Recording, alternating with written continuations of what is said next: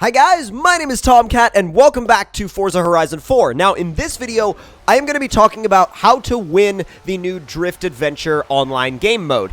Now, there's a couple of things you need to know about this. One, the car I was using in this video was a car that I was using as it was. It didn't get modified. I didn't put any kind of special upgrades on it. I just used it as it was.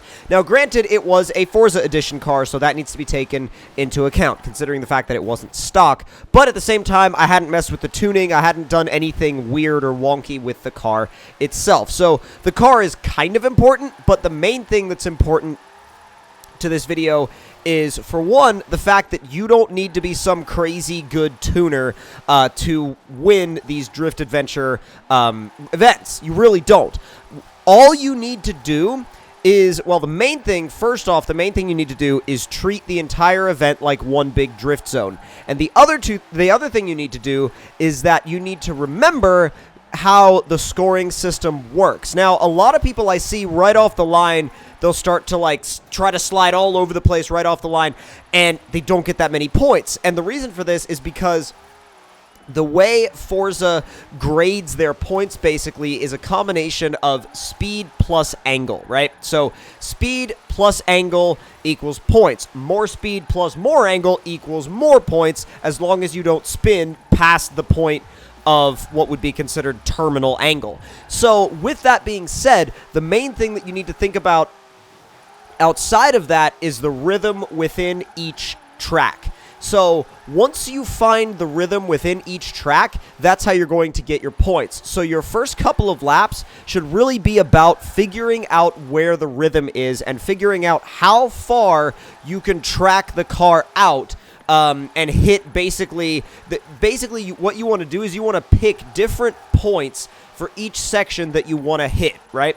So if your target is to have the back end of your car, let's say halfway, let's say you want to have the back end of your car to touch a certain point on a straightaway so that you have just enough room to transition it back the other way to set yourself up for the corner at the end of the straightaway. So think about in your head how many times you want the car to swing back and forth on a straightaway to set you up for the next following cornering section. Now, that's going to take a couple of laps to figure out. Once you have that figured out, you can also start thinking about what gear you want to be in. You can start thinking about what gear you want to be in at which section of the track. Now, once you've got that in mind, you'll know ahead of time, if I'm coming into this section at this speed, in this gear, at this RPM, my chances of getting the line I want are much, much, much higher. Now, that's not to say that if you don't get the line you want, that you should just give up your run and go home.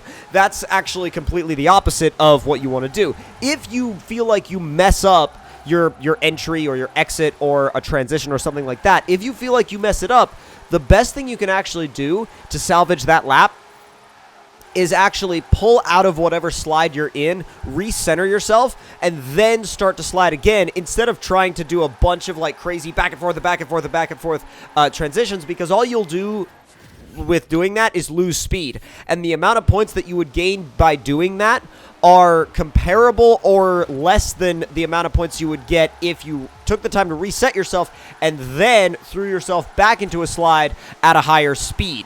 So these are all things that you want to think about going into this game mode. The other thing is sometimes it can help to separate yourself from the pack. The reason why I say sometimes it can help to separate yourself from the pack is because if you're in the back of the pack, they can be blowing so much smoke up from the tires that it can actually be hard to see your lines. And that's a big thing, actually, because if you want to see your lines, your line is 99% of where you're positioning your car. It's mostly the aspect of being able to see the line, and then some of it is course memory. And I'm sure the more we play these routes and the longer this game mode is out, the more people will develop course memory. So course memory isn't really a thing just yet, but it's getting there. So once you guys have a little bit more course memory, once I have a little bit more course memory for these tracks, it'll be a lot more it'll be a lot easier to kind of remember what line to take. But right now, when you're getting used to the tracks, keep an eye out for those lines. And if you feel like there's too many people in front of you, give yourself time to back off, let them get a little bit further ahead so you don't have to try to see through all of that tire smoke. Now, another thing is with the car that you choose, right? With the car that you choose for rear-wheel drive, just make sure that it's something that has enough power to get the back wheels to spin in third and maybe fourth gear. Maybe. You don't have to have some crazy well set up drift car. It helps, but it's not the most important thing. It's really not. Consistency in your line and your speed and your angle is more important than having a fully set up drift car. Now, this is a little bit more important when you get more up into the S1 and S2 class drift events, but for A-class stuff and B-class stuff, you're not really going to have to think about it. Now, if you have an A and B class combination event, go with A every time. If you have an S1 and S2 event, go with S2 every time. It just gives you more room to have a more capable car, a more powerful car, and a more highly upgraded car.